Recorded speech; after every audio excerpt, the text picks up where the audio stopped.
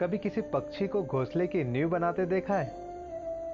अथक परिश्रम करके तिनका तिनका बटोर के वो पक्षी अपना घोंसला बनाता है, अपनी संतान के लिए एक सुरक्षित घर बनाता है।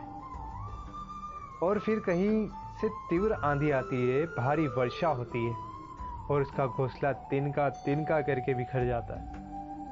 फिर वो पक्षी क्या करता है? वो रोता नहीं है और ना ही विलाप करता है। वो बिना विलंब करे फिर से अपना घोंसला बनाना प्रारंभ कर देता है और सफलता पाता है। फिर हम क्यों छोटी छोटी असफलताओं से भयभीत होकर परिश्रम करना छोड़ देते हैं?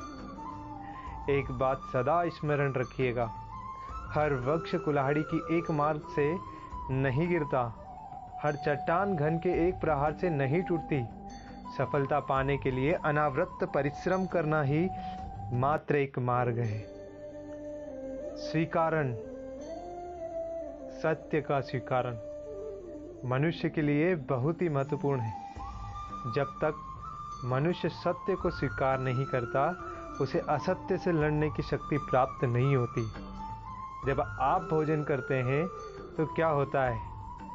आपका पेट स्वीकारता है कि वो भर चुका है और आप भोजन करना बंद कर देते हैं। जब आपको निद्रा आती है, भोजन करना बंद कर देते हैं। जब आपको निद्रा आती है तो क्या होता है? आपका मन स्वीकारता है कि आपका शरीर थक चुका है और उसे विश्राम की आवश्यकता है। उसी प्रकार जब आपको किसी व्यसन को रोकना है तो आपको स्वीकारना पड़ता है कि बहुत हो चुका। चाहे वो लालच हो या मदिरापान, उस व्यसन का त्यागना है तभी प्रारंभ होता है जब आप ये स्वीकार कर लेते हैं कि आप उस व्यसन के बाधक हैं, बंधक है। हम में से ऐसा कोई नहीं जिनकी परछाई उनसे दूर रहती है। हमारी परछाई सदैव हमारे साथ रहती है। कदाचित हमारी परछाई हमारे कर्मों के फलों का संकेत है। कदाचित इसी कारण कई बार अपनी परछाई से भयभीत लगता है, परंतु इस भय से निवारण पाने का एक ही साधन अवश्य है, वो है सूर्य की ओर मुख करना या किसी प्रकाश के स्रोत की ओर मुख करना। क्योंकि अब हमें हमारी परछाई दिखाई नहीं देती।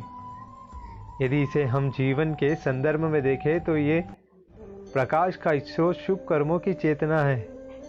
यदि आपके मन में शुभ कर्म करने की इच्छा है तो आपको कभी भी अपने कर्मों के फल का भय नहीं होगा।